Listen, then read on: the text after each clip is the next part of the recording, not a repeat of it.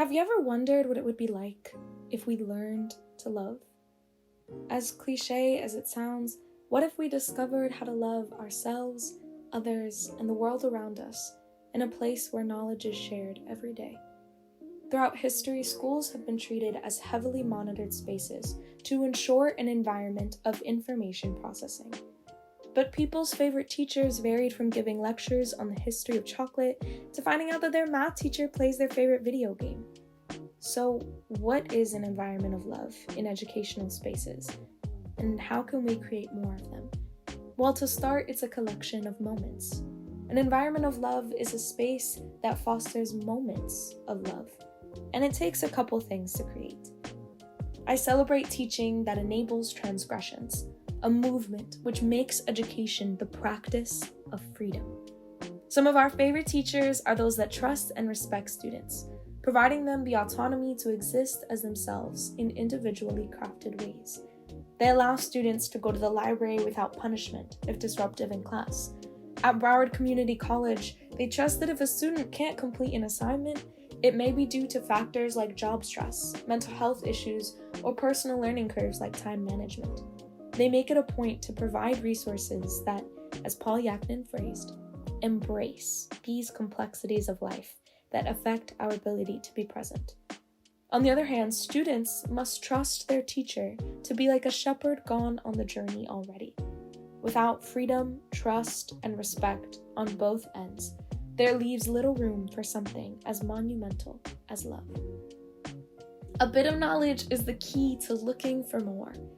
Without a doubt, school is still about learning how to read, write, do math, and learn the infamous powerhouse of the cell.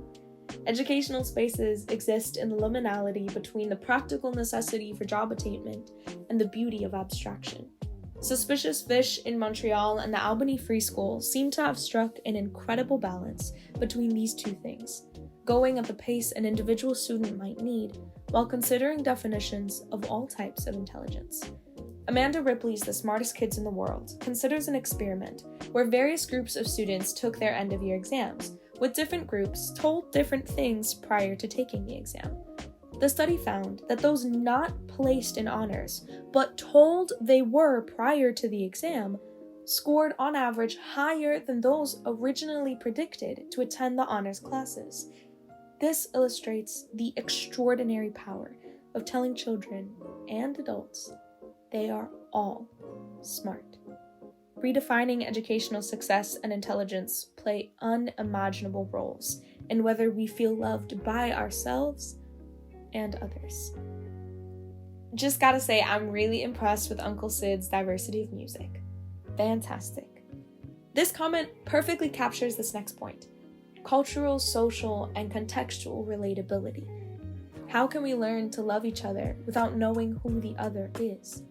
Sidney Trudeau's lectures always contained a new song at the start, ranging from Kanye West to Radiohead. In this practice, he realizes the importance of cultural context. In Haiti, the primary language of instruction is French, even though 95% of the population speaks Haitian Creole. The MIT Haiti Initiative is attempting to mend this barrier to learning, but it speaks to a larger issue. Representation in classrooms and a shared identity-based experience allows us not only to see ourselves in our instructors, but gives us the confidence to truly believe in and love ourselves. When they say, "I don't really have clothes for the first day of school or a backpack," we say, "Don't worry about it. We got all that stuff."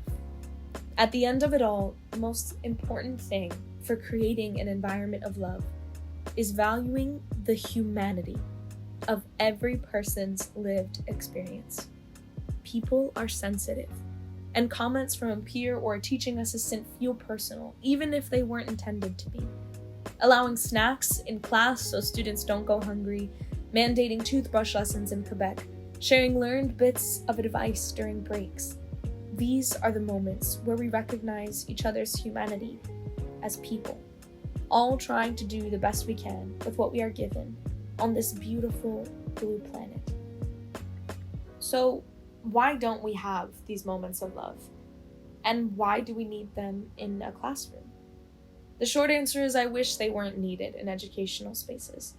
I wish our world were a place where parents provided unending support for their children, friends shared countless moments of laughter, and where we looked in the mirror and loved who we saw. But life is more complicated than that. Resources require millions of dollars that Malcolm Gladwell details goes to only certain schools. Families and administrators want grades to measure progress for over 400 students. Educational spaces can cause social anxiety and unsafe situations. And let's face it, getting a problem wrong 5 times before getting it right is not fun. But as my 11th grade English teacher said, we should at least try to make our corner of the world a little bit better. It's only fair to combat all the horror of the world with kindness, beauty, passion, joy, and love.